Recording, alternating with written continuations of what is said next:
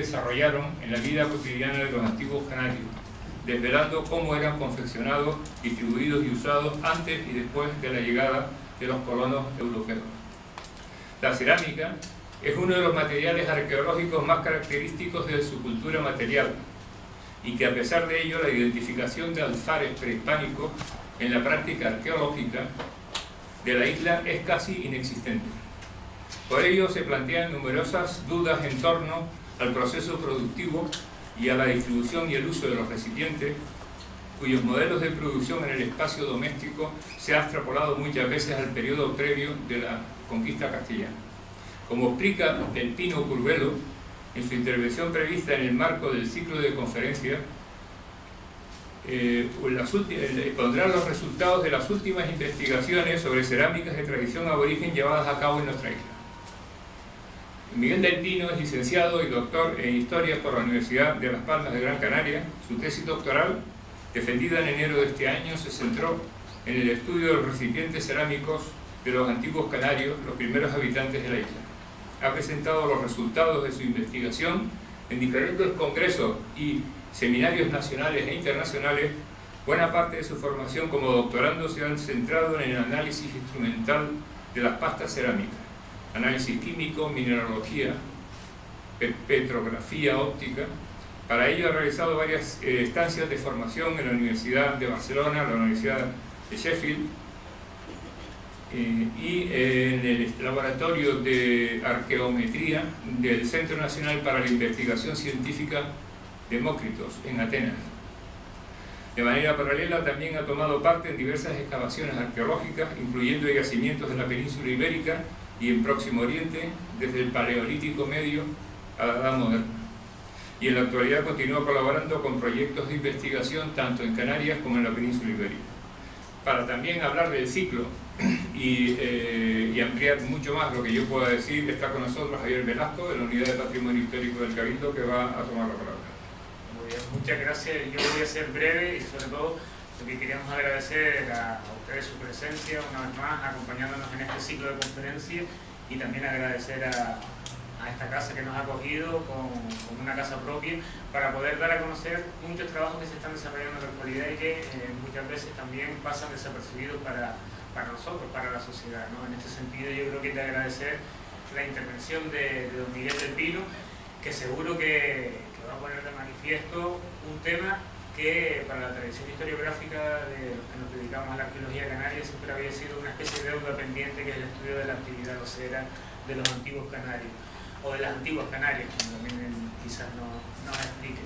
Desde este punto de vista ha conseguido liberarse de una serie de tópicos, de una serie de lugares comunes en el que todos habíamos habitado sobre este tipo de producción material, para dar un salto cuantitativo y un salto cualitativo que pone de manifiesto la importancia de la investigación. Desde luego tendremos la oportunidad, pese a que la presentación, y como luego nos explicará, para el desarrollo de su investigación, Miguel pues desarrolló una serie de técnicas analíticas que a todos nos resultan bastante complejas. Las conclusiones que llegó con su trabajo, desde luego merece la pena escucharlas. Desde luego, no sé si saben que es la última tesis doctoral que se ha leído en el área de prehistoria de la Universidad de Las Palmas de Gran Canaria. Pese a su juventud, es todavía es un gran investigador que nos está enseñando a aquellos que llevamos más tiempo en esta cuestión que todavía se puede dar pasos de gigantes en esto del conocimiento del pasado. Por eso creo que es importante agradecerlos y agradecerles a ustedes que también tengan la oportunidad de recibir su conocimiento. No quiero acabar sin recordarles que todavía quedan varias conferencias que están previstas para el día 15 de octubre sobre el yacimiento Riesco Pintado en Temisa. El 5 de noviembre nos hablarán de las novedades que hay sobre los grandes cementerios tumulares, centrando sobre todo los últimos hallazgos arqueológicos en los yacimientos o los cementerios de Arteara y del Maipete a Gaete. Y para finalizar el día 3 de diciembre con uno de los yacimientos más novedosos, más singulares también, y que está aportando mucha información, que es ese yacimiento hallado en las dunas de Maspalomas. Y sin más, de nuevo reiterándoles mi agradecimiento y el agradecimiento al Servicio de Cultura y Patrimonio Histórico del Cabildo de Gran Canaria, le damos paso a don Miguel Del Pino.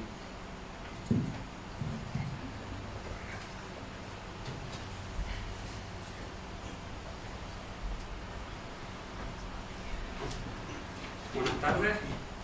Quisiera agradecerle al Cabildo que ha organizado estas sesiones y que haya considerado que yo puedo tomar parte en ellas, que puedo aportar algo. Quisiera agradecerle también a la sociedad, a nuestros anfitriones que nos hayan sido estas sesiones para llevarlo a cabo. Y sobre todo también gracias a ustedes, ¿no? por venir, que si no yo aquí no pintaría mucho. Bueno, el trabajo que voy a exponer, como os he dicho, es parte de mi tesis doctoral, que fue extendida hace algunos meses en la Universidad de las Palmas de Gran Canaria. Como casi todos los trabajos de investigación y sobre todo en arqueología, es un trabajo de grupo, un trabajo coral, en el que a mí me dejan, digamos, exponer los resultados ahora, pero es un proceso de formación de varios años y se inscribe dentro de la labor de investigación de un grupo de investigación en mi universidad, que es el Grupo Targa. Y bueno, lo que vamos a poner aquí pues, es un resumen de aquellos resultados. Lo primero cuando uno empieza a llevar a cabo un proyecto de investigación es intentar ver qué es lo que se ha hecho antes. Por eso las características de los materiales que uno va a estudiar. Y también ver un poquito por dónde se ha ido, qué información es la que nosotros partimos. En primer lugar, bueno, como ya se ha dicho, la cerámica es uno de los materiales más comunes y más característicos de la cultura material de los antiguos canarios. Cuando yo les hable de cultura material o de registro arqueológico, básicamente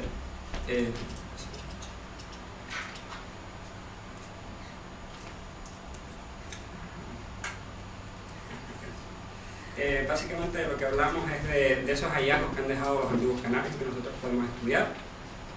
Lo que sabemos básicamente, y es algo que se repite y vamos a ver desde que empecemos a ojear cualquier tipo de antecedente bibliográfico que haya sobre estos materiales, es que la cerámica es un material bastante abundante dentro de los contextos aborígenes. Además, es un material muy heterogéneo en su forma, que suele tener buena calidad, que se ve en sus acabados, en la abundancia de pulidos, y también con la frecuencia con la que están decoradas, sobre todo pinturas. Y decoradas mediante un lenguaje simbólico, motivos geométricos que se repiten, no solo están presentes en la cerámica o en los contenedores, sino que también están presentes pues, en las pintaderas, en los ídolos, en algunas piezas de cuero, incluso en paredes. Una vez supimos esto, nosotros lo que queríamos ver era pues, qué preguntas podíamos hacernos, sobre todo en relación a nuestra profesión como arqueólogos. Queríamos ver cómo la cerámica se relacionaba con los seres humanos que nosotros estudiamos, que eran los aborígenes. Entonces nos teníamos que hacer algunas preguntas que para nosotros eran fundamentales. Ya no solo con las características de los propios recipientes, sino con cómo eran elaborados, es decir, cada uno se hace su cerámica atendiendo a sus necesidades inmediatas, o existía algún tipo de especialización, existía un grupo más o menos restringido de personas que vendían esos productos, los intercambiaban a cambio de esos bienes, ¿no? O también cómo interactuaban en cuanto a cómo eran usados esos recipientes, qué funciones tenían, esas características o esas formas, esa variabilidad que mostraban, se habían alterado por esos usos o se habían alterado por el lugar donde eran descubiertos. No sé si lo saben, pero al menos para los últimos momentos de ocupación prehispánica del archipiélago se defiende la existencia de al menos dos grandes unidades políticas, los monartematos. ¿Podíamos nosotros encontrar diferencias en la cerámica dentro de esas dos unidades políticas? ¿O podíamos establecer características que tuviesen que ver con la expresión de elementos identitarios, ¿no? Que tuviesen que ver con esas demarcaciones?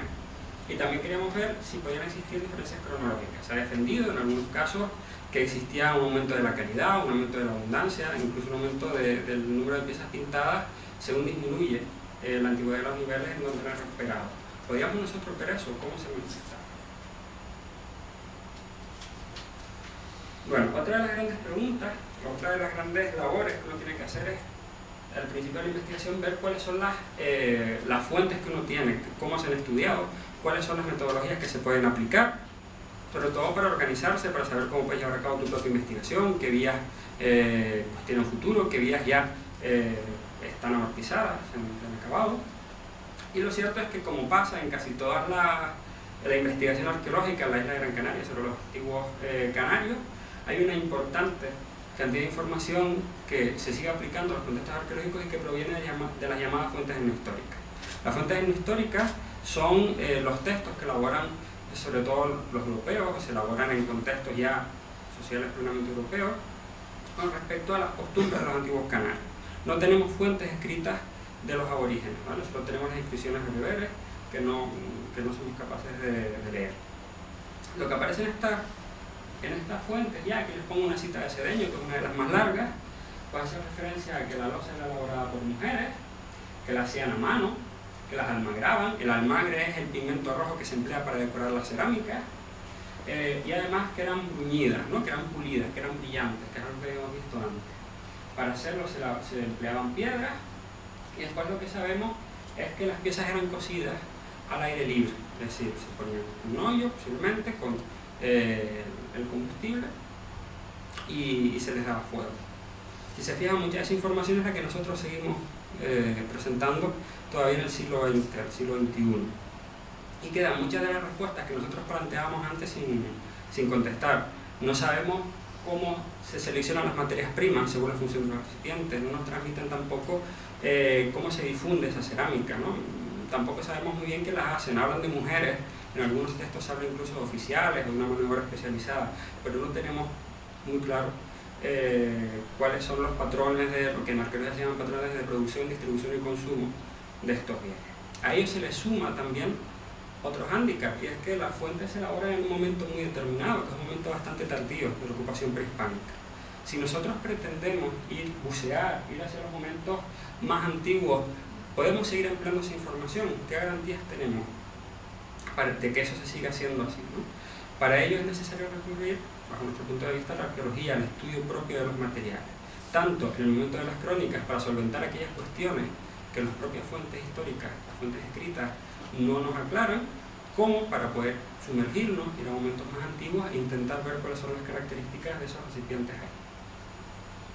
Los estudios de materiales con los que contamos nosotros son fundamentalmente tipologías, estudios morfológicos, donde lo que se hace es parcelar, establecer grupos en función de la forma, incluso también de las decoraciones, ¿vale? Esos estudios normalmente se hacen con la finalidad de establecer grupos a los que se les pueda dar un significado cultural o un significado cronológico, es decir, que uno pueda asociar unos niveles a unas determinadas producciones, con unas determinadas formas o con unas determinadas decoraciones. Sin embargo, en el caso de Canarias nos encontramos con un problema, y es que esas colecciones que se han empleado están hechas a partir de colecciones descontextualizadas, donde por un lado tenemos la facilidad de contar con recipientes completos, pero por el otro existen importantes problemas de cronología y de ubicación. Entonces, cuando nosotros decidimos llevar a cabo el estudio de los materiales, decidimos que había algo que no podíamos seguir haciendo, que era estudiar materiales completos. Nosotros teníamos que complicarnos la vida e ir a los contextos bien datados, bien estudiados, con funciones bien conocidas, aunque eso significase enfrentarnos a un montón de fragmentos que tendríamos nosotros que intentar pegar, intentar reconstruir a lo largo del tiempo. Para que se hagan una idea, no recuerdo el número total de fragmentos que estudiamos, eran unos cuantos miles para la tesis, pero hicimos el cálculo del tamaño y casi todos estaban entre menos de 1 centímetro y 4 centímetros como mucho. Entonces, a la hora de reconstruir formas a través de esos fragmentitos, la verdad es que es una labor, ¿no?, que te complica bastante la existencia. Ustedes dirán, bueno, pero da igual, tenemos las tipologías, aunque no nos valgan los materiales, digamos, no por la colección, que las colecciones se elaboran en un momento determinado, con unas condiciones determinadas, y haya uno lo que hace con ellas, ¿no?, como las estudia, sino cuando uno va a las clasificaciones ya en sí, se encuentra el problema de que tampoco puede aplicar esas clasificaciones a los materiales que uno estudia. Y eso se debe a varias causas. Una, como les digo, que son clasificaciones eminentemente formales. Entonces, aspectos como cómo se producen los recipientes, cómo se distribuyen y demás, no podemos abordarlos fácilmente cuando la mayor parte de nuestros materiales están fragmentados y muchas veces ni siquiera vamos a tener formas completas. En segundo lugar, esos grupos estaban establecidos de manera intuitiva, es decir, se enuncian los grupos, pero no las normas que se siguen para establecer esos grupos. Por lo tanto, una vez ese investigador deja de trabajar o no sigue no puedes consultar con él cómo lleva a cabo esa clasificación, se pierde, a menos que uno diga, bueno, existe una tradición muy larga y todos coinciden, pero es que ni siquiera eso. Diferentes investigadores estudiando los mismos materiales llegan a diferentes conclusiones, a diferentes grupos, o empleando las mismas categorías. Por lo tanto, ni siquiera nosotros podemos decir, bueno, existe una tradición en la que todo el mundo coincide y podemos seguir dejándonos llevar por la marea. Tenemos que decidir a quién seguíamos, y como nadie nos dice exactamente cuáles son las normas que siguen, decidimos establecer nosotros nuestro propio marco de estudio. Bueno, entonces, visto lo anterior, ¿cuál era nuestra propuesta? ¿Cómo nosotros podíamos llevar a cabo el estudio de nuestros materiales? Lo primero era, como les digo, decidirnos por materiales que estuviesen bien contextualizados. En nuestro estudio se incluyeron 5 yacimientos distribuidos por diferentes partes de la isla.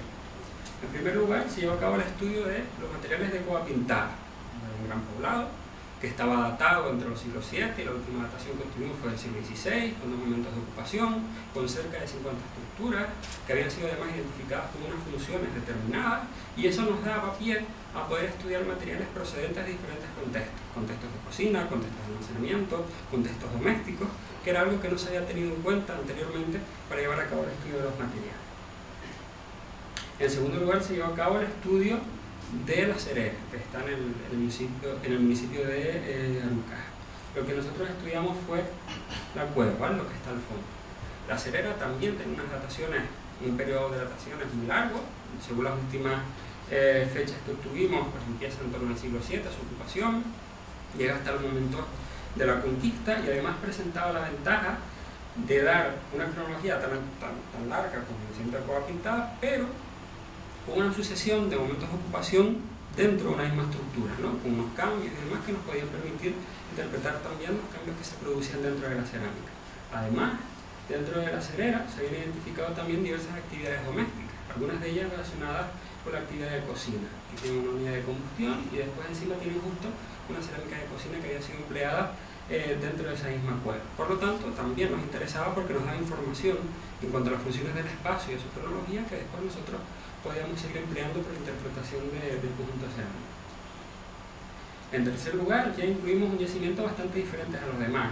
Mientras estos lugares son, digamos, grandes asentamientos costeros, ya aquí empezábamos a estudiar una estructura bastante peculiar, con una función que había sido asignada al consumo, sobre todo de alimentos cárnicos, una estructura circular que además estaba caracterizada por la existencia de piedras hincadas en el interior de la misma, datada entre los siglos XIII y XV, y un pequeño espacio anejo que había sido también identificado como un espacio de cocina, con funciones, como digo, de nuevo bien conocidas y con unas notaciones.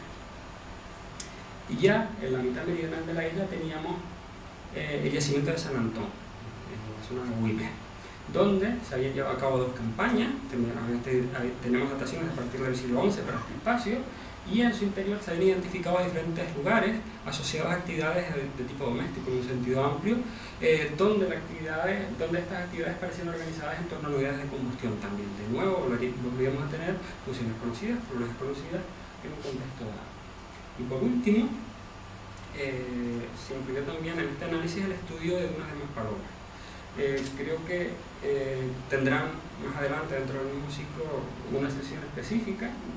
Solo les diré que es un yacimiento que está dentro de las dunas de Maspalomas, una acumulación de materiales asociadas a una unidad de combustión, a un fuego, que parece que está pues también relacionado con la explotación de recursos en el medio inmediato, y también con actividades de cocina, preparación de alimentos, posiblemente de la gente que lo habitó. Teniendo claro ya cuáles son los materiales, a nosotros lo que nos importaba ahora también era establecer qué metodología podíamos seguir para estudiar estos materiales. En primer lugar, decidimos llevar a cabo lo que se llama un análisis de tipo integrado, donde podíamos coger diferentes aspectos de la cerámica e ir estudiándola por separado y al final obtener conclusiones, digamos, de conjunto. Por un lado, llevamos a cabo una clasificación morfotécnica, que también al final acabamos añadiendo, y por ahora con bastante relevancia, aspectos de tipo funcional.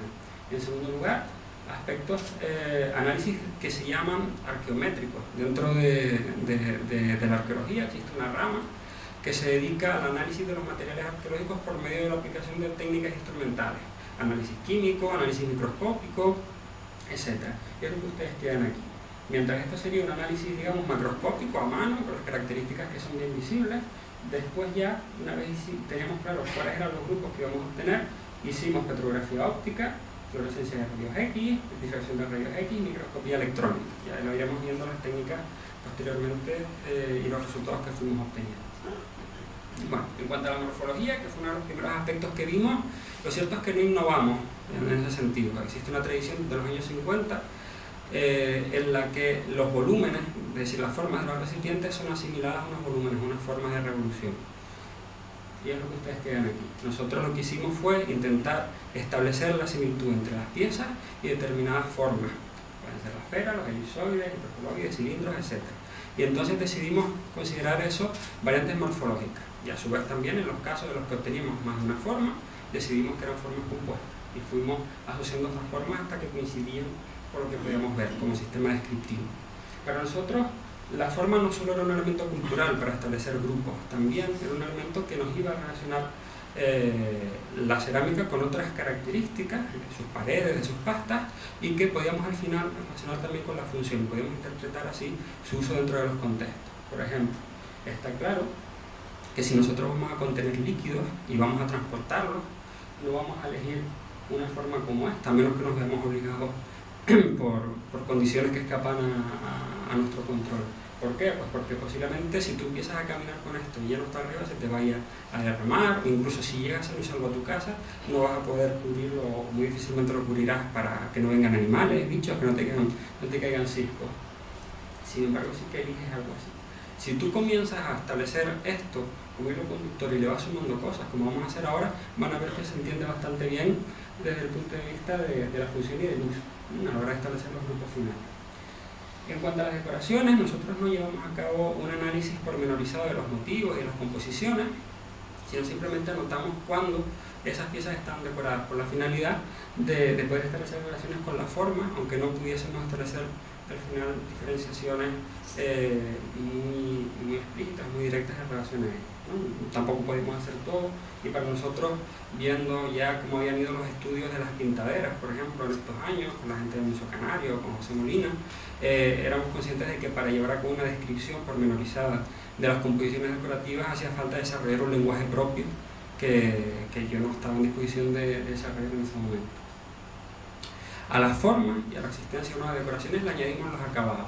No tardamos en darnos cuenta de que había acabados muy diferentes. Aquí tienen fotos anotadas. Habíamos visto que había piezas que eran muy irregulares, que serían las dos primeras que ustedes tienen a la izquierda. Había otras piezas que eran más homogéneas, habían sido alisadas, pero seguían sin ser brillantes y presentaban algunas irregularidades todavía. Y por último teníamos ya los acabados que eran considerados hasta entonces como los más característicos de la cerámica de Gran Canaria, que eran los pulidos. Y tampoco todos los pulidos son iguales. Había pulidos más irregulares, había pulidos que eran bastante homogéneos, pero mostraban muy bien todavía el trazo de las piedras, y había otros pulidos que eran fantásticos, que incluso a lupa seguían siendo muy homogéneos. Y si se fijan, aquí tienen, por ejemplo, un triangulito de decoración. Descubrimos también las relaciones que había entre las piezas que estaban decoradas, que casi siempre estaban pulidas. Bueno, a todo ello al final le quisimos sumar también la función. Nuestro interés en este caso se centró sobre todo en la cerámica de cocina. Desde el principio, desde el Neolítico, las actividades que tienen relación con la exposición de la cerámica al fuego son una de las primeras que se diferencian. ¿Por qué? Pues porque cuando uno pone los recipientes, los expone al calor, la cerámica empieza a dilatar, empiezan a producirse fracturas y demás, que obligan o van obligando en muchas ocasiones a los artesanos, a las artesanas en este caso, a desarrollar estrategias para evitar que eso pase, o al menos para hacer que la cerámica viva todo lo posible de cara a su vida útil. En este caso yo les pongo aquí una imagen de un trabajo experimental de Esquivo. Él se dedica tanto a la experimentación como a la observación etnográfica y ve que parte de las cerámicas que habían sido utilizadas al fuego se ennegrecen, sobre todo las partes inferiores, ¿vale? Sobre todo un negro mate que está asociado a depósitos de hollín, y en ocasiones también la parte superior de estos recipientes, que es ya un color oscuro más brillante, que tiene que ver con la deposición de resinas y demás. Y después ya también, pues bueno, en el interior también aparecen en algunos casos, ¿vale? Este sería el ejemplo que pone en su tesis. A nosotros nos sorprendió que desde un momento bastante inicial vimos que estos oscurecimientos se asociaban a unos recipientes muy determinados con unos acabados bastante toscos, bastante irregulares, que son los que nosotros habíamos visto en las dos primeras fotos de la diapositiva anterior. Además, estos digamos, trazos funcionales, estos oscurecimientos debidos al fuego, que se asocian, como digo, a unos acabados muy determinados, se repetían siempre también en unas formas bastante dadas, lo que nos daba a entender que podíamos diferenciar muy bien lo que era la cerámica de cocina y que estaba bastante estandarizada en los yacimientos que lo habíamos visto. Ya teníamos un primer grupo, ¿no? Que casi no se había hecho hincapié anteriormente. Como les digo, bueno, aquí les puse la línea porque el oscurecimiento se centra sobre todo en la parte inferior, la parte más baja. Otro aspecto que nos interesaba para intentar establecer las diferencias, además de la morfología, los acabados y esas huellas funcionales, era la capacidad de los vasos. Lo que tienen aquí son curvas de densidades, es un gráfico donde aquí abajo tienen la capacidad, serían 20 litros, 40 litros, 60 litros, y aquí tendrían las frecuencias, ¿vale? A más altura, más frecuentes son los vasos en estas capacidades dadas. Si se fijan, bueno, y aquí los colores son las variantes morfológicas que vimos al principio. Si se fijan, casi todas las formas que nosotros detectamos se concentran entre los 100 centímetros cúbicos, que vienen a ser un tercio de una lata de Coca-Cola, más o menos, y los 2 litros. Después ya la diversidad de formas y la frecuencia disminuye bastante hasta los 13-15 litros, y ya por último encontramos un caso de más de 60. Habiendo una diferencia bastante clara, ¿no? Aquí les pongo lo de la disminución de la diversidad. Esto también era bastante interesante, dejando a un lado que obviamente los recipientes más grandes son más difíciles de reconstruir, y eso también condiciona la actividad arqueológica, pero tenemos que ir con ello. Lo cierto es que nos permitía establecer una diferencia muy clara entre la mayor parte de las piezas que se concentraban hasta los 2 litros, que sabemos que no podían ser dedicadas a actividades de almacenamiento, por ejemplo, y que ya veremos están aquí siempre decoradas y están muy pulidas, y los vasos que podíamos tener ya hasta los 13 litros, que posiblemente no tuviesen tanto que ver con el consumo directo de alimentos como con su transporte o almacenamiento en pequeñas cantidades durante cortos periodos, y después esos grandes contenedores que sin duda tienen que estar relacionados con el almacenamiento de bienes a largo plazo, sobre todo de alimentos. Bueno, les pongo aquí el resumen de la clasificación que obtuvimos. Nosotros optamos por hacer 2 grupos. El primer grupo sería aquellos que hemos visto que eran recipientes de cocina, que estaban relacionados con exteriores irregulares, con señales de exposición al fuego, y que además, les añado yo aquí ya, raramente estaban decoradas, solamente tenemos alguna pieza que tiene alguna banda en torno al labio, o algunos almagres generales, pero nada más. Y después ya establecimos lo que nosotros llamamos grupo 2, que era bastante más heterogéneo. Este grupo nunca presenta acabados raspados muy irregulares en el exterior, además nunca presenta lo que podríamos llamar señales de exposición al fuego, esos ennegrecimientos generalizados en la parte baja que habíamos visto en las otras piezas. Como es un grupo muy heterogéneo, nosotros empleamos los patrones decorativos y las capacidades para establecer también diferencias internas. Por un lado vimos que había formas abiertas que no estaban decoradas y que además presentaban un pulido que no era del todo homogéneo, que presentaba unas trazas del paso de las piedras bastante marcadas, que es lo que ustedes tienen ahí. A nosotros, de acuerdo con los ejemplos etnográficos, tanto dentro de Canarias, por ejemplo con los lebrillos o fuera, nos recordaban mucho la cerámica que se usa para la preparación de alimentos, pero que no es expuesta al fuego, que generalmente son formas abiertas y muchas veces también no se decoran, porque como son recipientes que se usan todos los días, como los de cocina, y además están sometidos a un gran estrés, porque uno lo usa, lo cambia de sitio o empieza a amasar, ¿no? Se empiezan a romper con bastante facilidad, no se suelen decorar. Esa es una de las causas que dan en la bibliografía especializada.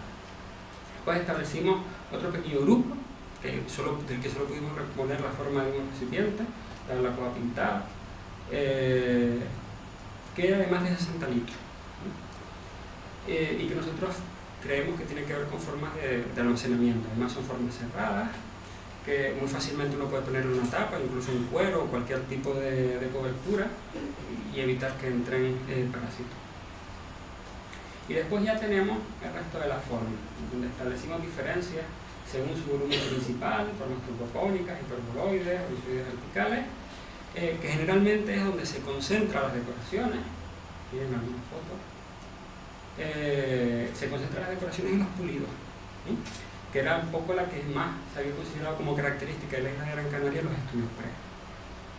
Y sus capacidades, como les digo, estarán relacionadas con eso, con el consumo de alimentos, sus servicios o el transporte a cortas distancias, por ejemplo, almacenamiento de pequeñas cantidades y funciones diversas.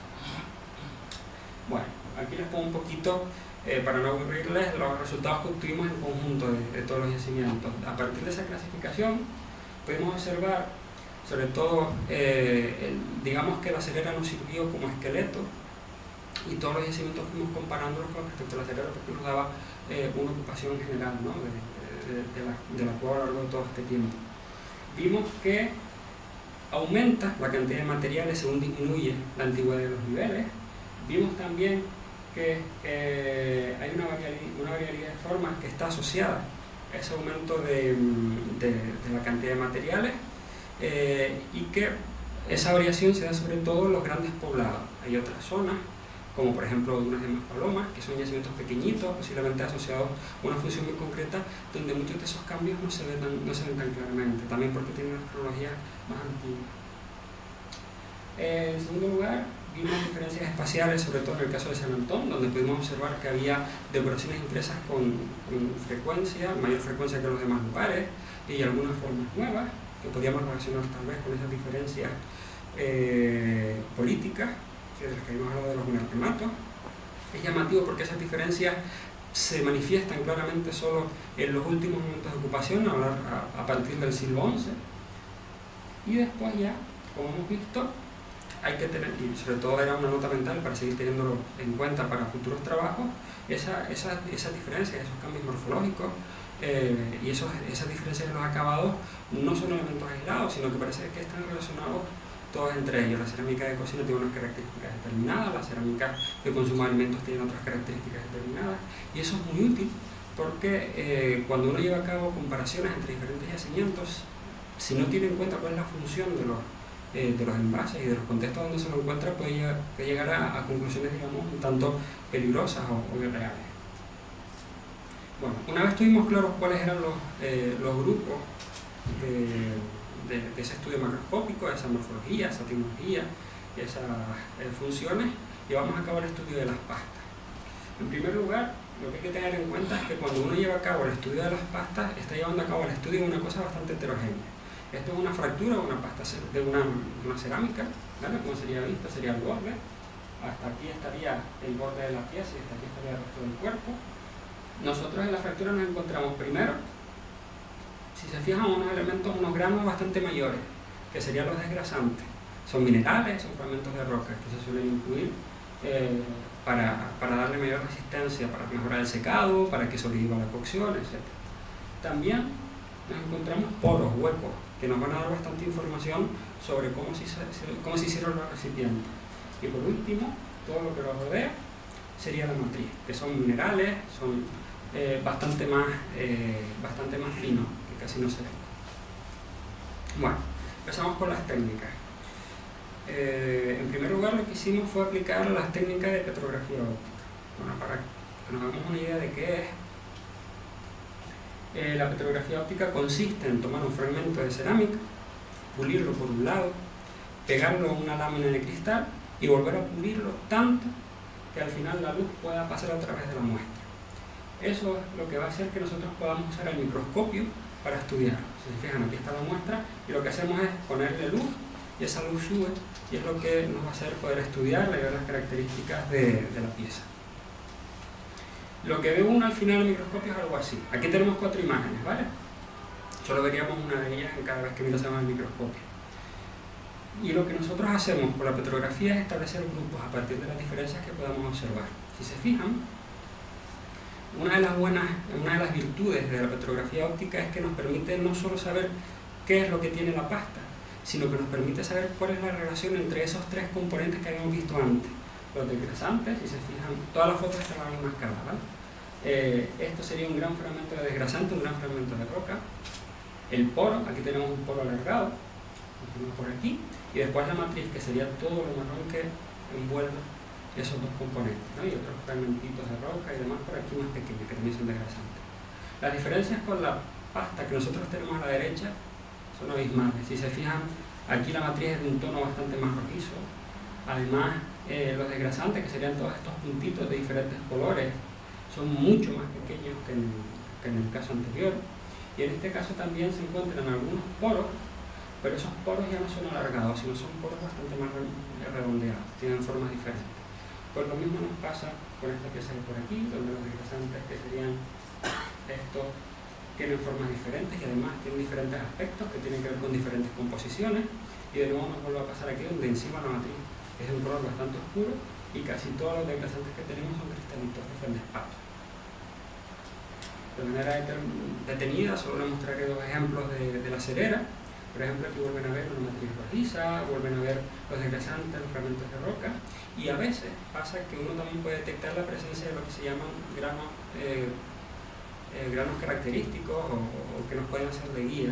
Y en el caso de algunas de las fábricas de la cerera pasaba, uno se encontraba algunos fragmentitos de roca con unos cristalitos azules muy característicos, que serían las albuminas propias de la zona de la montaña de Aruca. Aquí tiene un poquito también redondeado.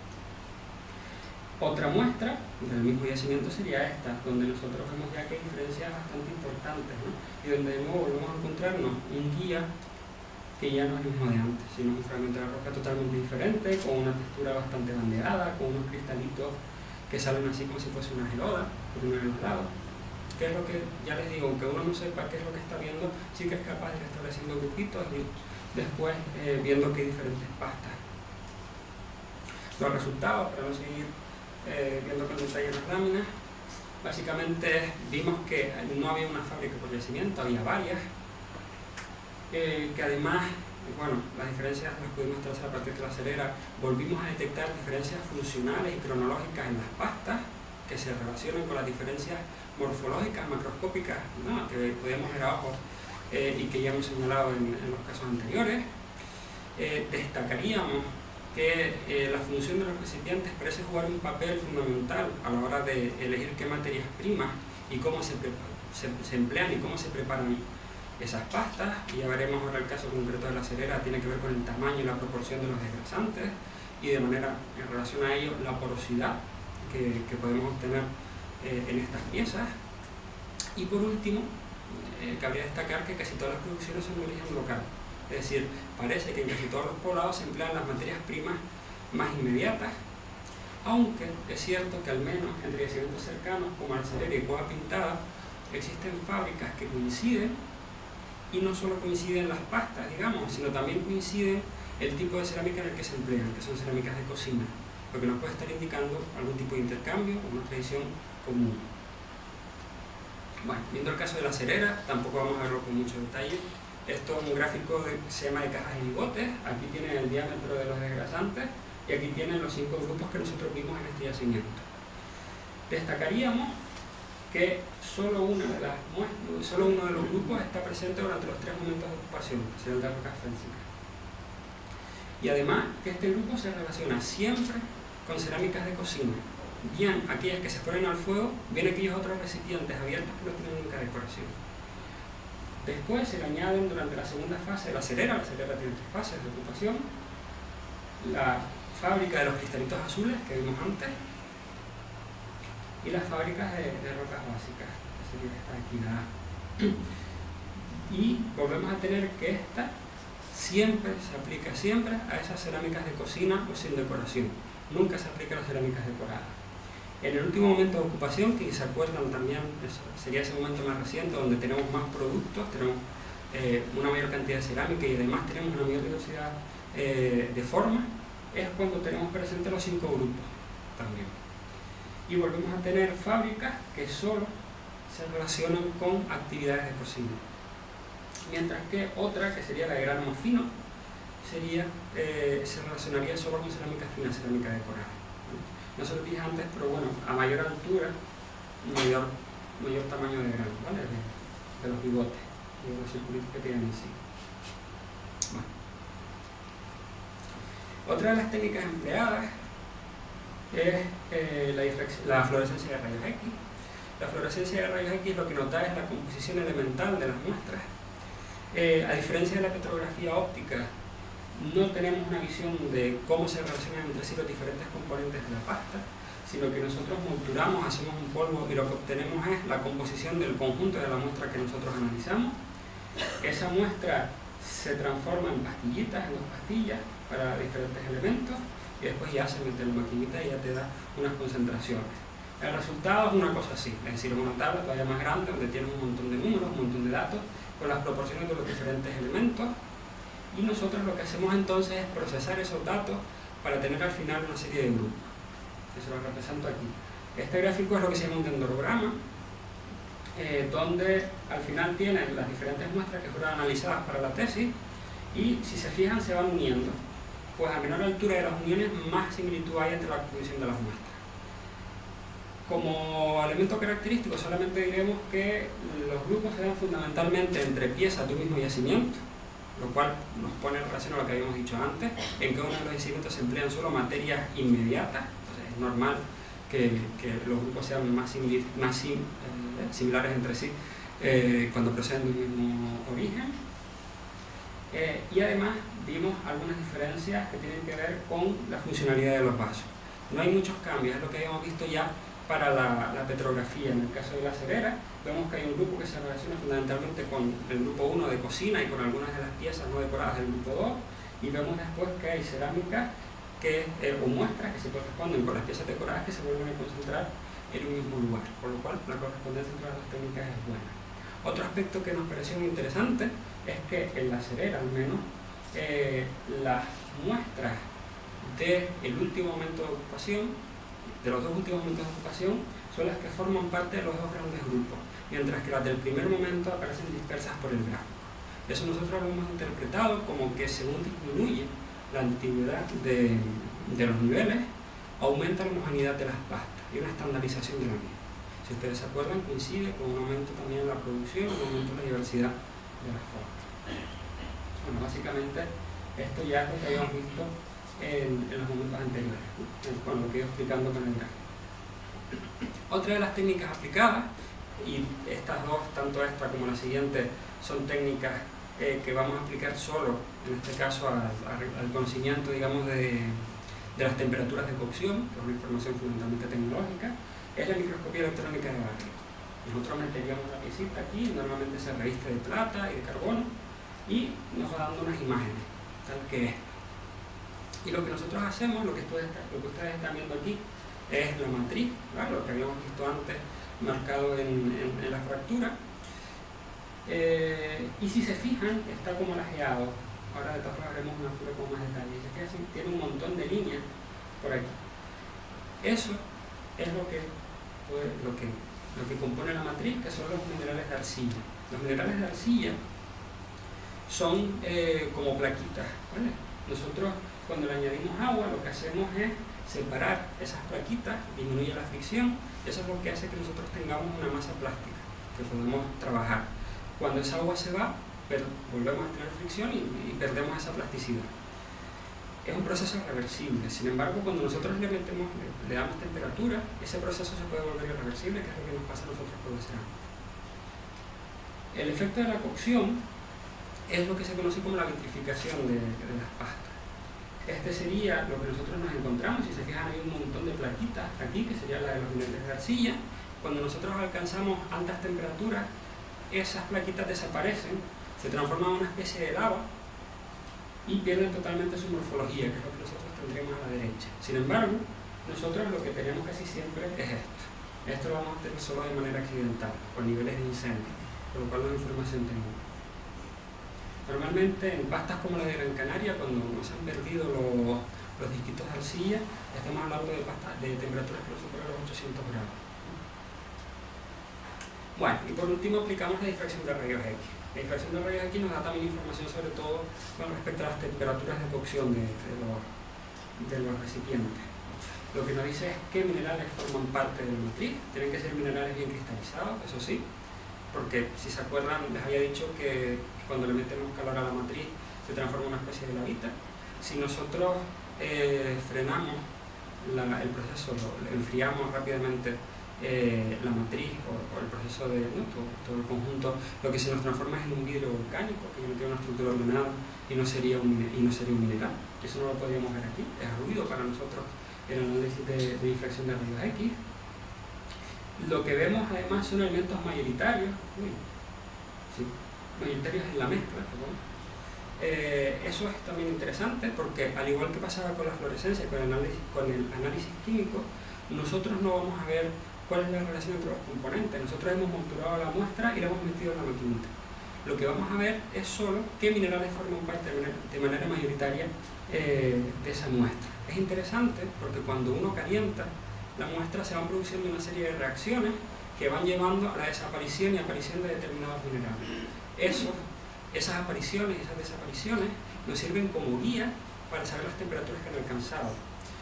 Se usa la difracción porque es mucho más rápido que la microscopía electrónica, porque en la microscopía tú tienes que ir limpiando cada una de las muestras. La difracción se mete en una maquinita, te da los espectros y después tú ya los comparas, ¿no? El resultado de las difracciones es esto, solo que se llama difractograma.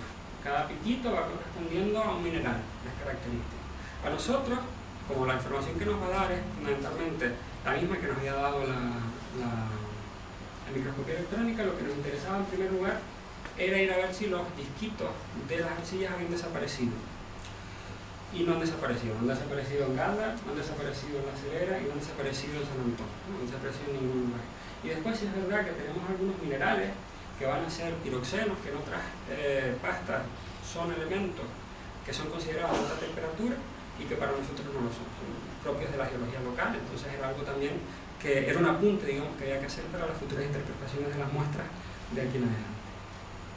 Bueno, dicho todo esto, ¿qué podemos decir al final de las cerámicas tradicionales de las cerámicas prehispánicas de la isla de Gran Canaria? En primer lugar, como ya hemos visto, se han encontrado importantes diferencias. Esas diferencias son, en cuanto a la cronología, un importante aumento del volumen de materiales, que además se asocia a un importante aumento de la morfología, de la variabilidad morfológica de los recipientes, pero que, por el contrario, se asocia a una mayor homogeneidad en las pastas que hemos empleado, que generalmente se toma como un indicio de estandarización de las pastas. Estos cambios, además, no parecen ser aislados. Sabemos que hay cambios también en cuanto a la producción de alimentos, que es lo que habrán visto los que han venido a ver a Jacob Morales. Hay un aumento en la producción de cereales, una selección de determinadas especies que son más rentables a lo largo de los últimos momentos, sobre todo a partir del siglo XI de la historia de la isla de Gran Canaria, y es ese momento que coincide con los cambios que nosotros estamos viendo dentro de las producciones cerámicas. Además coincide también con un importante aumento de la demografía. Casi todas las necrópolis grandes que conocemos están datadas en los últimos momentos de la prehistoria de la isla. Y sin embargo, que ese aumento de la producción coincida con una mayor estandarización de las pastas nos hace pensar también que no solo un aumento porque haya más gente, ¿no?, que la necesita y que haya más gente que empieza a producir, sino que parece que hay una mayor estandarización que tiene que ver con que la misma tradición cerámica, la misma gente empieza a producir y empieza a establecer mejor qué pastas o al menos qué zonas de estudio, qué zonas de extracción empiezan a emplear, ¿no? Tal vez también hay algún tipo de cambio en la manera en que se transmiten esos conocimientos y posiblemente tenga que ver con el cambio del papel político de la cerámica, ¿no?, el papel económico de la cerámica en los lugares por las personas que se producen. A pesar de esos cambios, también hemos visto que hay importantes similitudes a lo largo del tiempo. Hay recetas de pastas, como vimos en La Celera, que se mantienen prácticamente desde el siglo VII hasta el siglo XV. Además hay patrones que tienen que ver con las formas, con el tratamiento de las superficies, con el tipo de huellas funcionales que usan, que también se van manteniendo, que no es del todo infrecuente en el caso de las cerámicas de cocina. Y además vemos que esas diferencias no son solo morfológicas, sino que también tienen que ver con todo el proceso de fabricación desde el momento en que se eligen las materias primas que se emplearon en la producción de los alimentos, de la cerámica. Lo que sin duda tiene que ver, como les digo, con la manera en que se transmite el conocimiento y esos mecanismos, ¿no?, de mantenimiento de la sociedad de los antiguos canales. Otro aspecto interesante es que las producciones son evidentemente locales. Hemos visto algunos intercambios entre yacimientos cercanos, pero en general son producciones que parece que se producen y se llevan a cabo y se consumen dentro de esos lugares que hemos estudiado, ¿no?, de manera inmediata. Lo que es difícil es establecer exactamente cuáles fueron los patrones de distribución de los materiales. ¿Por qué? Primero porque aún quedan importantes zonas que nosotros no hemos mostrado, quedan un montón de sitios por estudiar y desconocemos cómo funcionan las cosas en esos lugares, se diferencia dentro de la isla. En segundo lugar, porque de acuerdo con los datos que hemos ido obteniendo, con el análisis del instrumental lítico, con el análisis del instrumental, perdón, de las producciones de los cereales, la producción de alimentos, o incluso el análisis espacial, cómo se distribuyen los asentamientos, cuál es su relación con las tierras de producción, vemos que de manera cotidiana los aborígenes tampoco parece que cubran grandes extensiones de terreno, ¿no? Entonces, habría que empezar a estudiar también yacimientos que tuviesen distancias menores entre sí para ver cuáles son los patrones de producción, distribución y de consumo de estos materiales a diferentes escalas, ¿no? Al final nosotros hemos estudiado 5 yacimientos de todo el isla. Y nada más. Muchas gracias.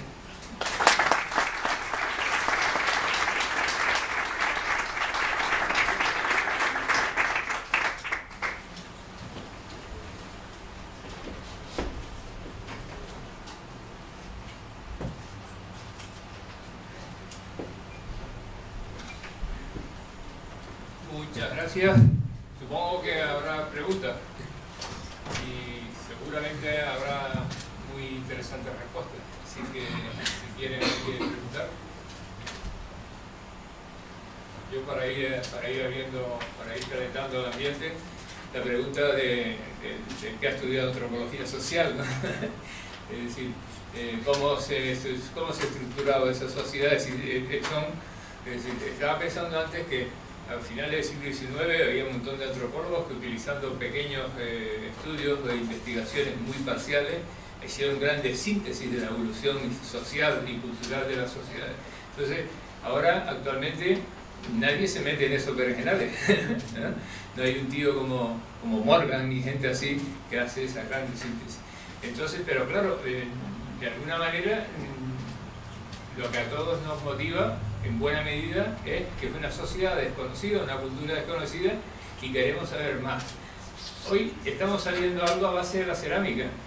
Queremos saber más de la sociedad esta, ¿no? Y entonces estamos interesadísimos en este estudio tan interesante que has hecho de la cerámica como parte de la cultura material. Pero aparte de la cultura material, ¿puedes decir algo más sobre la cultura material? Quiero decir, o sobre la cultura en general, o sobre alguna estructura sociocultural que tenga relación con esta actividad material.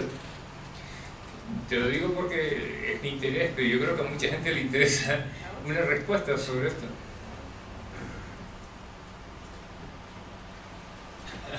Yo soy bastante prosaico, soy bastante pegado a la cultura material.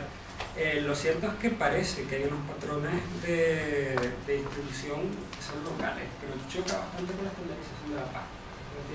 Que está hablando de cambios en la manera en que se organiza la producción a lo largo del tiempo. Yo no me atrevo a hablar mucho sobre modelos generales y demás, sobre todo que a la gente más mayor y que sabe bastante más que yo, también está aquí si quieren. Pero sí es cierto que se observan cambios que estamos empezando a ver, sobre todo porque hemos sido capaces de romper esa imagen plana que habíamos tenido inicialmente, una imagen sincrónica en la que la información de reisuelos o de esas grandes organizaciones políticas estaban presentes en los momentos finales, y nosotros intentamos extenderlas hacia momentos muy anteriores.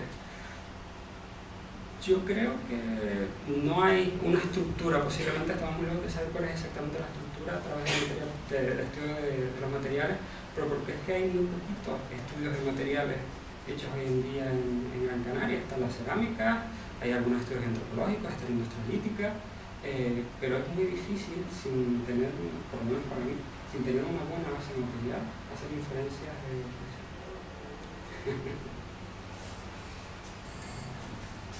¿Alguna pregunta más? Seguro que sí. Miguel, actualmente... Hola, primero nada, felicitarte por el ímprobo trabajo que supone encontrar miles y miles de trocitos de cerámica. Pero bueno, la pregunta es, ¿se ha podido realizar algún tipo de estudio comparativo entre lo que son los centros loseros que aún hoy perviven, tipo Lugarejo, la Atalaya Santa Brígida, con las tipologías que se pueden encontrar en el yacimiento y, digamos, el radio de actuación que han podido tener? ¿O no hay manera de seguir? Bueno, parte de la tesis también tenía materiales procedentes de talleres de afares tradicionales. Aunque para mí el interés sobre todo estaba en hacer trampa, es decir, lo que se llama narcometría, que era aplicar estudios como los que yo hacía, la cerámica, a problemas con soluciones ya conocidas. Es decir, yo podía estudiar proveniencias a partir de sitios que ya sabía, ¿no? de qué materiales procedían. Y eso fue lo que se hizo, básicamente. Pero claro, son cosas... A mí me interesaba saber si yo hacía un conteo de puntos, que era la técnica que yo empleé en petrografía, si existía o no una distribución bimodal de los tamaños de los fragmentitos, de los fragmentos de roca, ¿no? En ese sentido. También es verdad que yo estudié un número muy limitado de materiales y que eran pues, materiales es decir, eran materiales de superficie, no tengo una seriación. Si lo que quieres saber es si hay una conexión entre unos y otros elementos, yo no tenía una conexión, ¿no? que uniese las dos producciones.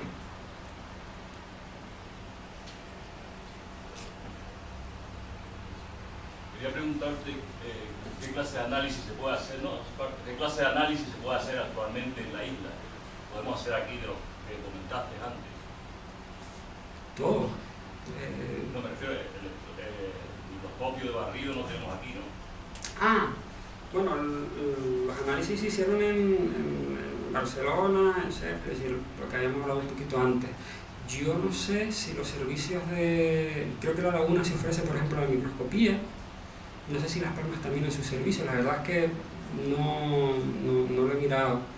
Y la fluorescencia, lo que pasa es que cuando uno hace análisis químico, no sé si se hace aquí, pero aunque lo quieras hacer, normalmente ya cuando empiezas a trabajar con un laboratorio, te ves atado. Casi todos los análisis composicionales se basan en la comparación, en patrones. Tú le metes a la maquinita algo que tú sabes lo que tiene, entonces la maquinita te devuelve y tú puedes establecer ya tus comparaciones con tus muestras.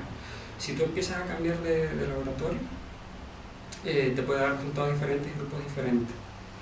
Pero vamos, no sé si... Yo creo que muchos de los análisis no se pueden hacer aquí, pero tampoco lo he mirado.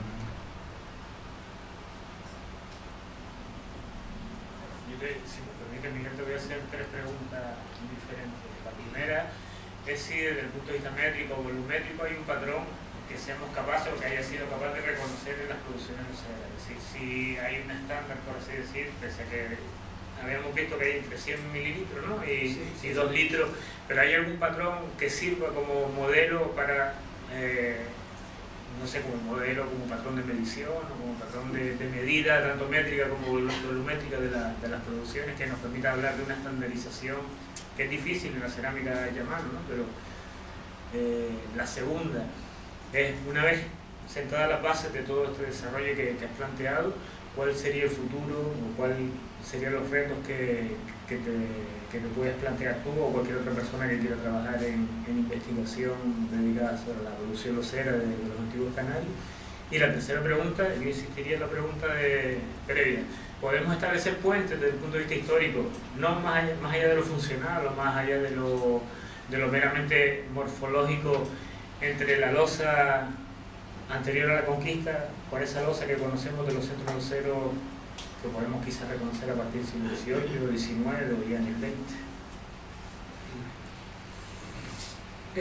En cuanto a la primera, los patrones, lo que ustedes vieron ahí son 40 muestras, más 42 muestras que fueron las que yo fui capaz de reconstruir en un grado suficiente como para considerar que estaban completas.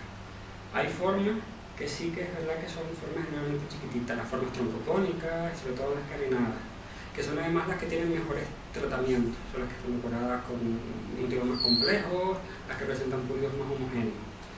Por eso es por lo que yo pienso que tiene que ver con el consumo de alimentos, porque además cuando uno pule, además lo que hace es dirigir esas plaquitas de arcilla y impermeabiliza también, ¿no? No solo es que haga bonito, que también es un aspecto funcional. Y también es para ti mejor, porque como son materiales que tú tocas todos los días con las manos, te tocan los labios y demás, son los más así. Pero después, por ejemplo, nos vamos a la colección del Museo Canario y tenemos una troncocónica gigantesca. Yo todavía no soy capaz de establecer patrones porque quizás sea por cómo soy yo, pero creo que es necesario tener una cantidad de materiales mayor para poder establecer patrones en ese sentido, porque claro, hay piezas de las que tenemos un representante, ¿qué patrón vamos a establecer?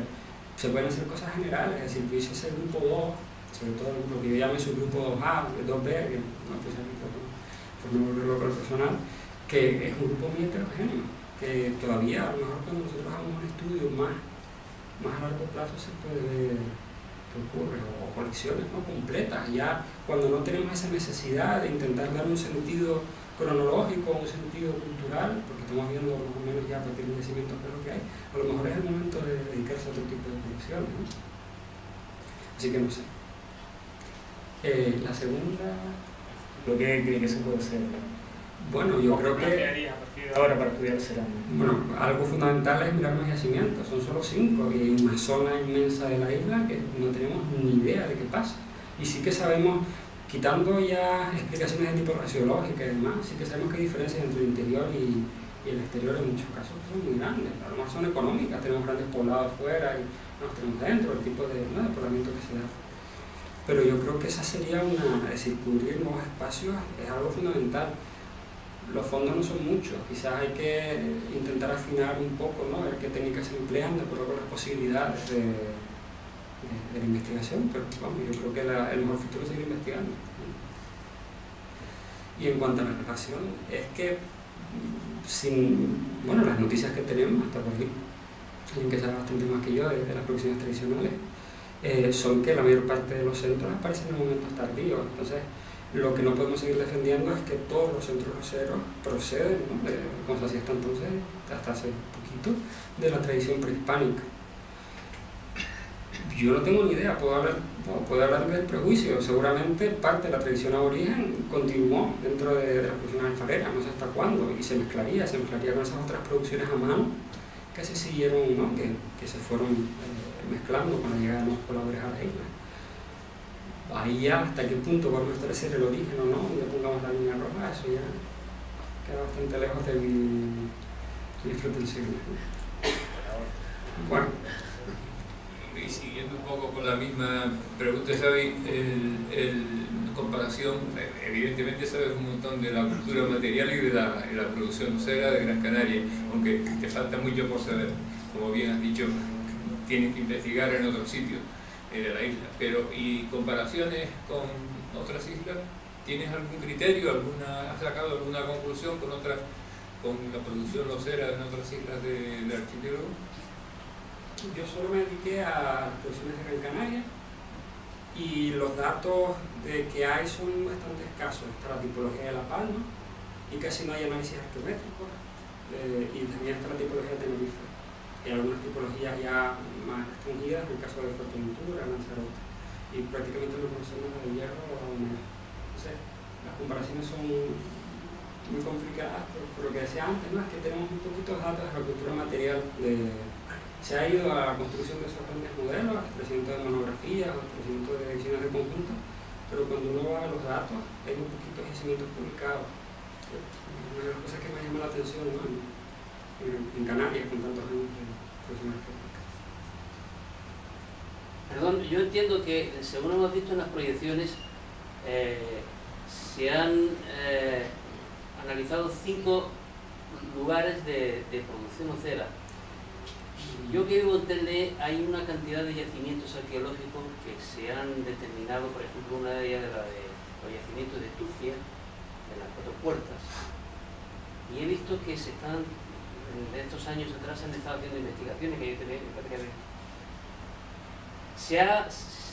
esta diferenciación de lugares de producción ocera, ¿entra en esos también o no se ha investigado todavía, no se han hecho investigaciones en profundidad para encontrar? Bien. Lo primero es que no son lugares de producción losera, son lugares donde sabemos que se usó, pero no tenemos talleres localizados. Es uno de los grandes problemas de la arqueología de Gran Canaria, al menos en el estudio de la cerámica. Nosotros no tenemos, salvo la cerera, que se ha indicado, ¿no?, unos yacimientos que incluimos, que podía tratarse de un taller. De los demás sabemos que son espacios donde se usa la cerámica, pero no donde se consume. Con esto quiero decir que cuando yo hablo de producciones locales, es que a lo mejor no es en ese yacimiento, es en alguno que está muy cerca, en algún poblado, en algún recinto que está muy cerca y que usa los materiales que están disponibles de manera inmediata. Pero yo no puedo decir que fue producida justo en ese lugar porque no tengo los talleres. Y la verdad es que no sé, supongo que se trata de excavaciones, lo que se está llevando allí. Acabo ahí en la zona de Telde, lo que hay son estudios de los barros, de la zona de los barros sí que hay estudios. Y sí que se va a llevar a cabo ahora el estudio de la Restingo, que está muy cerquita del nuevo centro comercial. Muchas gracias, enhorabuena a la exposición científica, está muy bien, gracias. ¿Alguna otra pregunta? Pues nada, pues muchísimas gracias a Miguel del Pino. La verdad que está fantástica la exposición y interesantísima y se queda uno con ganas de que se sigan haciendo muchas más cosas desde la investigación arqueológica para completar el conocimiento de los antiguos canarios. Y muchísimas gracias a todo el equipo de la Unidad de Patrimonio Histórico, a Xavi Velasco, Juan Hernández, José de Rosario y todos ellos que hacen posible que este ciclo sea una realidad. Les esperamos el próximo día 15 de octubre, si no me equivoco, es un miércoles, no sé si he dicho la fecha bien. Está bien. 15 de octubre, miércoles, que será Julio Cuenca sobre el yacimiento de Temisa. Así que muchas gracias y buenas tardes.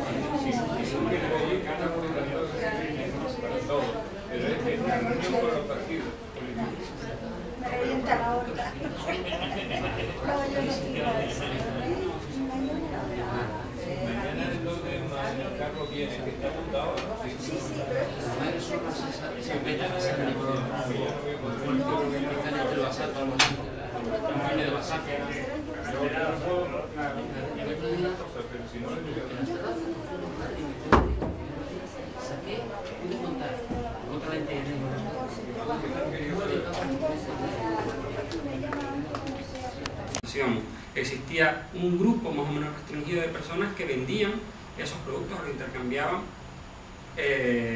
a cambio de esos bienes, ¿no? O también cómo interactuaban en cuanto a cómo eran usados esos recipientes, qué funciones tenían, esas características o esas formas, esa variabilidad que mostraban, se habían alterado por esos usos o se habían alterado por el lugar donde eran descubiertos. No sé si lo saben, pero al menos para los últimos momentos de ocupación prehispánica del archipiélago se defiende la existencia de al menos dos grandes unidades políticas, los monartematos. ¿Podíamos nosotros encontrar diferencias en la cerámica dentro de esas dos unidades políticas? ¿O podíamos establecer características que tuviesen que ver con la expresión de elementos identitarios, ¿no?, que tuviesen que ver con esas demarcaciones? Y también queríamos ver si podían existir diferencias cronológicas. Se ha defendido en algunos casos que existía un aumento de la calidad, un aumento de la abundancia, incluso un aumento del número de piezas pintadas según disminuye la antigüedad de los niveles en donde la han recuperado. ¿Podríamos nosotros ver eso? ¿Cómo se manifiesta? Bueno, otra de las grandes preguntas, otra de las grandes labores que uno tiene que hacer es, al principio de la investigación, ver cuáles son las fuentes que uno tiene, cómo se han estudiado, cuáles son las metodologías que se pueden aplicar, sobre todo para organizarse, para saber cómo puedes llevar a cabo tu propia investigación, qué vías pues tienen futuro, qué vías ya están amortizadas, se han acabado. Y lo cierto es que, como pasa en casi toda la investigación arqueológica en la isla de Gran Canaria sobre los antiguos canarios, hay una importante cantidad de información que se sigue aplicando a los contextos arqueológicos y que proviene de las llamadas fuentes etnohistóricas. Las fuentes etnohistóricas son los textos que elaboran, sobre todo los europeos, se elaboran en contextos ya sociales plenamente europeos, con respecto a las costumbres de los antiguos canarios. No tenemos de recibir su conocimiento. No quiero acabar sin recordarles que todavía quedan varias conferencias que están previstas para el día 15 de octubre sobre el yacimiento Riesco Pintado en Temisa. El 5 de noviembre nos hablarán de las novedades que hay sobre los grandes cementerios tumulares, centrando sobre todo los últimos hallazgos arqueológicos en los yacimientos o los cementerios de Arteara y del Maipete a Gaete. Y para finalizar el día 3 de diciembre con uno de los yacimientos más novedosos, más singulares también, y que está aportando mucha información, que es ese yacimiento hallado en la tuna de Maspalomas. Y sin más, de nuevo reiterándoles mi agradecimiento y el agradecimiento al Servicio de Cultura y Patrimonio Histórico del Proyecto de Gran Canaria, le damos paso a don Miguel del Pino.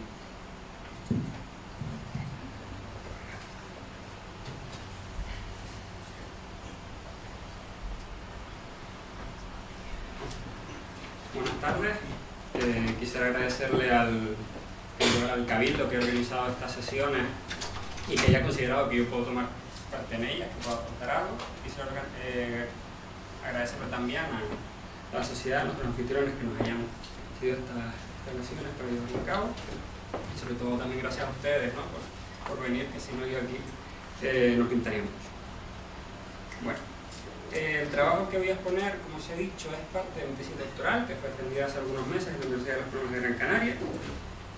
Como casi todos los trabajos de investigación y sobre todo en arqueología, es un trabajo de grupo, un trabajo coral, en el que a mí me dejan, digamos, exponer los resultados ahora, pero es un proceso de formación de varios años y se inscribe dentro de la labor de investigación de un grupo de investigación de mi universidad, que es el Grupo Targa. Y bueno, lo que vamos a poner aquí pues, es un resumen de aquellos resultados. Que desarrollaron en la vida cotidiana de los antiguos canarios, desvelando cómo eran confeccionados, distribuidos y usados antes y después de la llegada de los colonos europeos. La cerámica es uno de los materiales arqueológicos más característicos de su cultura material, y que a pesar de ello la identificación de alfares prehispánicos en la práctica arqueológica de la isla es casi inexistente. Por ello se plantean numerosas dudas en torno al proceso productivo y a la distribución y el uso de los recipientes, cuyos modelos de producción en el espacio doméstico se ha extrapolado muchas veces al periodo previo de la conquista castellana. Como explica Del Pino Curvelo, en su intervención prevista en el marco del ciclo de conferencias, pondrá los resultados de las últimas investigaciones sobre cerámicas de tradición aborigen llevadas a cabo en nuestra isla. Miguel del Pino es licenciado y doctor en Historia por la Universidad de Las Palmas de Gran Canaria. Su tesis doctoral, defendida en enero de este año, se centró en el estudio de los recipientes cerámicos de los antiguos canarios, los primeros habitantes de la isla. Ha presentado los resultados de su investigación en diferentes congresos y seminarios nacionales e internacionales. Buena parte de su formación como doctorando se han centrado en el análisis instrumental de las pastas cerámicas, análisis químico, mineralogía, petrografía óptica. Para ello ha realizado varias estancias de formación en la Universidad de Barcelona, la Universidad de Sheffield, y en el Laboratorio de Arqueometría del Centro Nacional para la Investigación Científica Demócritos, en Atenas. De manera paralela también ha tomado parte en diversas excavaciones arqueológicas, incluyendo yacimientos de la península ibérica y en Próximo Oriente, desde el Paleolítico Medio a la edad moderna. Y en la actualidad continúa colaborando con proyectos de investigación tanto en Canarias como en la península ibérica. Para también hablar del ciclo y ampliar mucho más lo que yo pueda decir, está con nosotros Javier Velasco, de la Unidad de Patrimonio Histórico del Cabildo, que va a tomar la palabra. Muy bien, muchas gracias. Yo voy a ser breve y sobre todo lo que queríamos agradecer a ustedes su presencia una vez más, acompañándonos en este ciclo de conferencias, y también agradecer a esta casa que nos ha acogido con una casa propia para poder dar a conocer muchos trabajos que se están desarrollando en la actualidad y que muchas veces también pasan desapercibidos para nosotros, para la sociedad, ¿no? En este sentido yo creo que hay que agradecer la intervención de don Miguel del Pino, que seguro que va a poner de manifiesto un tema que para la tradición historiográfica de los que nos dedicamos a la arqueología canaria siempre había sido una especie de deuda pendiente, que es el estudio de la actividad osera de los antiguos canarios, o de las antiguas Canarias, como también él quizás nos explique.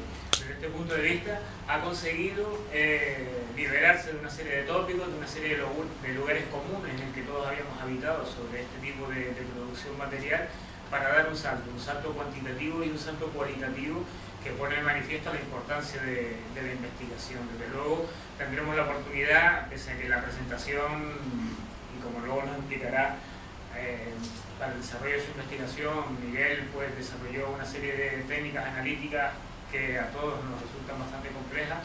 Las conclusiones que llegó con su trabajo, desde luego merece la pena escucharlas. Desde luego, no sé si saben que es la última tesis doctoral que se ha leído en el área de prehistoria de la Universidad de la Forma de Gran Canaria. Pese a su juventud, es todavía es un gran investigador que nos está enseñando a aquellos que llevamos más tiempo en esta cuestión que todavía se puede dar pasos de gigantes en esto del conocimiento del pasado. Por eso creo que es importante agradecerlos y agradecerles a ustedes que también tengan la oportunidad. Lo primero, cuando uno empieza a llevar a cabo un proyecto de investigación, es intentar ver qué es lo que se ha hecho antes. Por eso las características de los materiales que uno va a estudiar. Y también ver un poquito por dónde se ha ido, qué información es la que nosotros partimos. En primer lugar, bueno, como ya se ha dicho, la cerámica es uno de los materiales más comunes y más característicos de la cultura material de los antiguos canarios. Cuando yo les hable de cultura material o de registro arqueológico, básicamente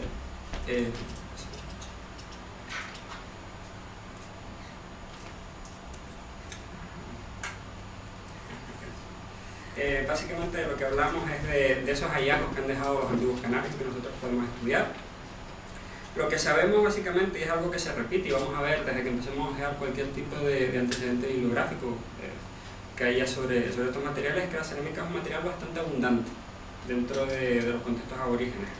Además, es un material muy heterogéneo en su forma, que suele tener buena calidad, que se ve en sus acabados, en la abundancia de pulidos, y también con la frecuencia con la que están decoradas, sobre todo pinturas. Y decoradas mediante un lenguaje simbólico, motivos geométricos que se repiten, no solo están presentes en la cerámica o en los contenedores, sino que también están presentes pues, en las pintaderas, en los ídolos, en algunas piezas de cuero, incluso en paredes. Una vez supimos esto, nosotros lo que queríamos ver era pues, qué preguntas podíamos hacernos, sobre todo en relación a nuestra profesión como arqueólogos. Queríamos ver cómo la cerámica se relacionaba con los seres humanos que nosotros estudiamos, que eran los aborígenes. Entonces nos teníamos que hacer algunas preguntas que para nosotros eran fundamentales. Ya no solo con las características de los propios recipientes, sino con cómo eran elaborados, es decir, cada uno se hace su cerámica atendiendo a sus necesidades inmediatas o existía algún tipo de especialización.